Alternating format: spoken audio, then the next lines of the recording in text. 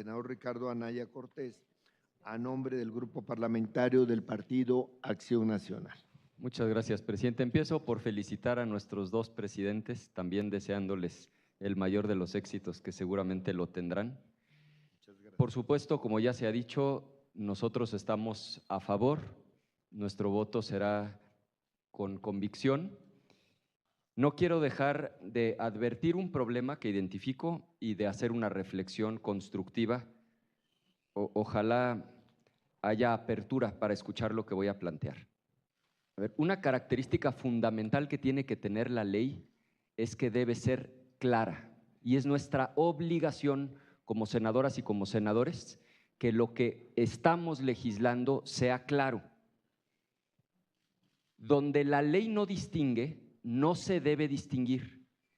La reforma está planteando que los policías, médicos, enfermeros, sin distinguir si son federales o estatales, tendrán por lo menos una remuneración equivalente a lo que es el salario base de cotización, hoy 17,868 pesos. Aquí se ha dicho que la reforma no aplica para policías municipales, para policías estatales.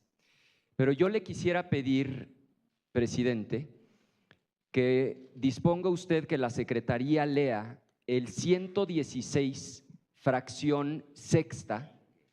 Les rogaría que detengan mi tiempo mientras se lee el 116, fracción sexta, y escuchen cómo con toda claridad en el 116, fracción sexta, se establece que las relaciones de trabajo a nivel estatal se establecerán con base en lo dispuesto por el 123 que nosotros estamos modificando.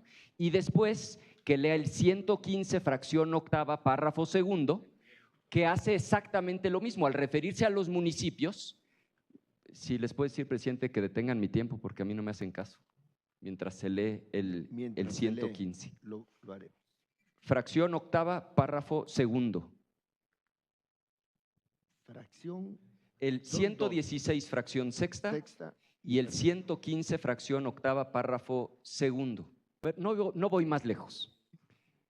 Los presidentes de las comisiones sostienen que esta reforma… Disculpe, senador. Sí. Ya activaron el reloj. Gracias. Los presidentes de las comisiones sostienen que esta reforma no alcanza al ámbito municipal.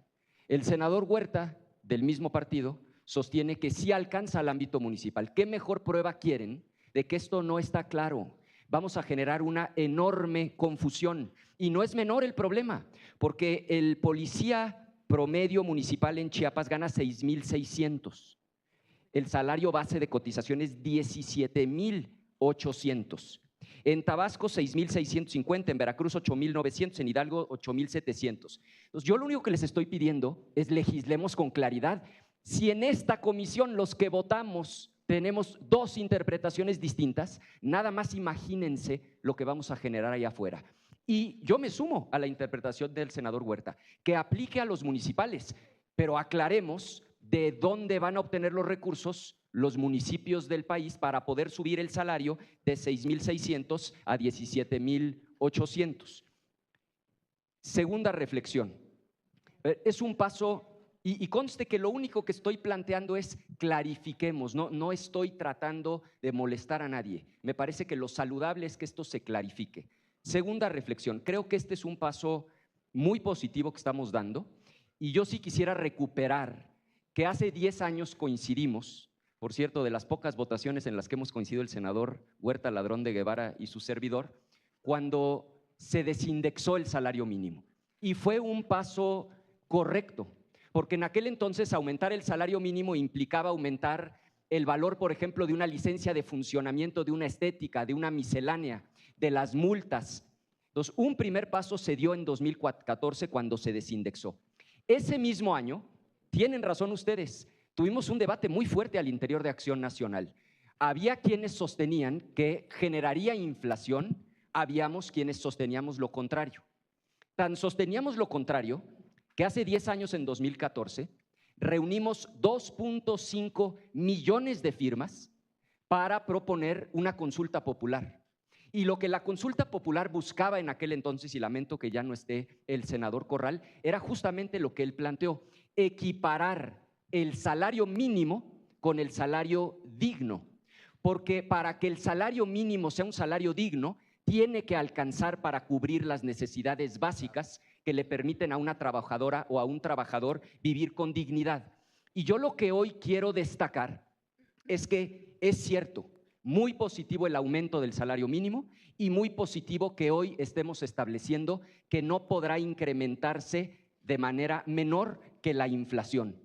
Pero también creo que es fundamental que hoy entendamos que el salario actual de 7,600 pesos al mes sigue sin ser un salario digno, porque hoy no alcanza todavía para cubrir las necesidades básicas, y no lo digo yo, lo dice Coneval, porque Coneval establece dos cosas: una cosa que se llama canasta alimentaria, que es lo que alcanza para comprar, y Coneval lo dice con toda claridad, no dice alimentos en términos abstractos, es arroz, tortilla, carne, huevo, leche en cantidades razonables. Esa es la canasta alimentaria. Y segundo, Coneval establece la canasta no alimentaria, es decir, lo que se necesita para vivir con dignidad en adición a los alimentos, es decir, vestido, vivienda, calzado, cultura, educación, esparcimiento.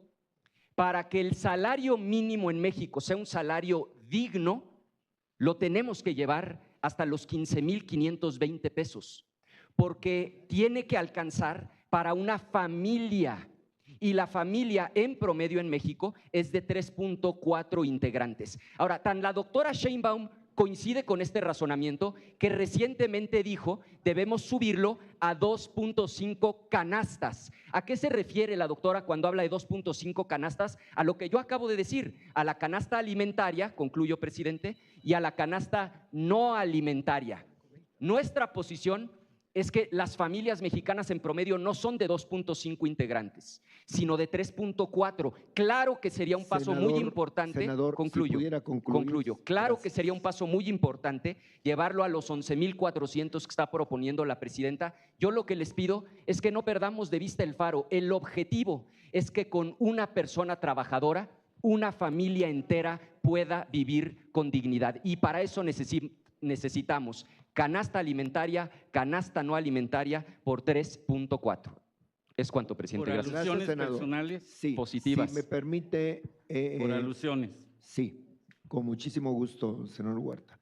Había solicitado el uso de la palabra para rectificación de hechos el senador Insunza. Después tendría la palabra para alusiones personales Es el primero senador las Huerta. alusiones, ¿no? Muy bien, Gracias, presidente. está muy bien. Senador Huerta, tiene usted la palabra para alusiones Es que es muy personales. importante este debate, porque lo que hay que remarcar por las alusiones que hacen los del PAN, que no nos oponemos a la reforma, por favor. Lo que estamos precisando desde la primera intervención, cuando escuché a senadores y lo sigo escuchando, que a mí me queda muy claro que hay que considerar el impacto presupuestal de los distintos ámbitos de la administración pública, que esto nos obliga a ello, porque estamos planteando, como lo ha hecho Andrés Manuel López Obrador en los últimos 6 años, y lo está planteando la presidenta Claudia Sheinbaum, que queremos mejorar las condiciones laborales de médicos, policías, Guardia Nacional, maestros, y que todo esto es para abonar en la estrategia de seguridad de municipios y estados.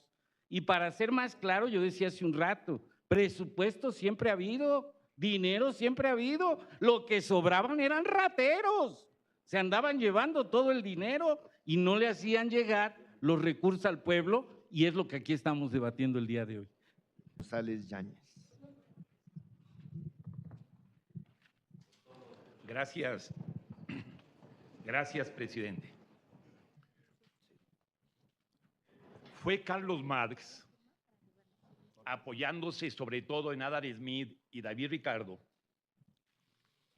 que en 4 obras plantea una definición científica del salario. 4 textos. Primero, trabajo asalariado y capital. posteriormente salario, precio y ganancia, continuó con la contribución a la crítica de la economía política y finalmente su obra cumbre El Capital. ¿Qué es lo que hace aquí Marx como economista científico? Diferenciar lo que es el salario nominal del salario real. Esta diferenciación es fundamental, porque salario nominal es el monto que obtienes al vender tu fuerza de trabajo. Y el salario real es lo que puedes comprar con ese monto salarial. Por lo tanto, lo conveniente es hablar de salario real. Y fue precisamente en el periodo neoliberal, hablamos de 1982 al 2018, estamos abarcando 36 años, que bajo un argumento falacioso de que si se incrementaba el salario real, se generaba inflación. Por lo tanto, en ese periodo, no solo no hay incremento del salario real, hay una disminución del salario real. Mucho ojo con esto. Pero no es cualquier disminución.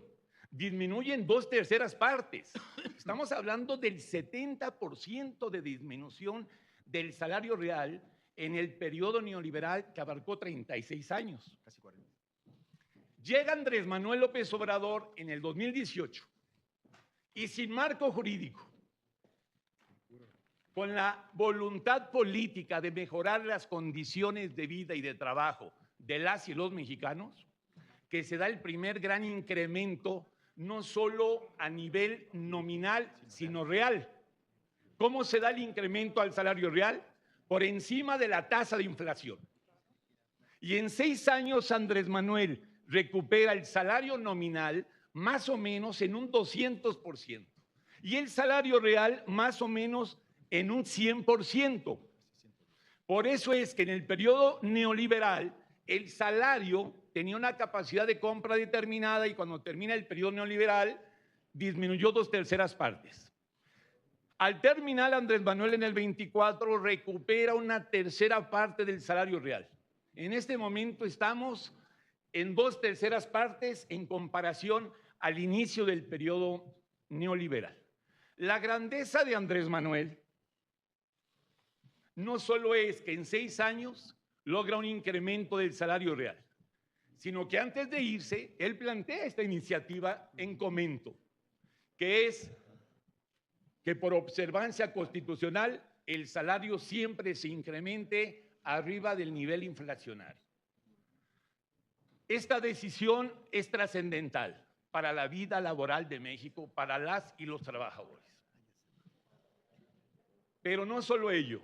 La doctora Claudia Sheinbaum Pardo, nuestra presidenta, se está planteando que el salario real mexicano, cuando menos llegue a tener una capacidad de compra del nivel de 2 canastas básicas y media. Esta hazaña la tenemos que lograr en conjunto, porque es una decisión fundamental. ¿Cuántas veces no nos dijeron que Andrés desde la mañanera polarizaba el país? Cuando la verdadera polarización era la concentración de la riqueza en una élite económica oligárquica y la masificación de la pobreza. Es decir, el Robin Hood al revés. Le daban a los ricos y le quitaban a los pobres. Por eso el problema de este país no es la pobreza, no es la riqueza, es la desigualdad. Y el deber de nosotros, como legisladoras y legisladores democráticos y bienhechores, es disminuir la brecha de la desigualdad, construir un país justo, de iguales, donde se dignifique la persona. Porque no solamente está la falacia de la inflación, hay otra falacia. No des pescado, enseña a pescar, crea empleos. Empleos con salarios miserables es una desvergüenza. Claro que hay que generar, como se ha generado en la Cuarta Transformación, empleos suficientes. Por eso somos segundo lugar mundial en la disminución de la tasa de desempleo. Pero empleos con un salario que sea constitucional. Termino. Estamos pasando del salario neoliberal al salario humanista. Que así sea. Que vivan las trabajadoras y trabajadores de México.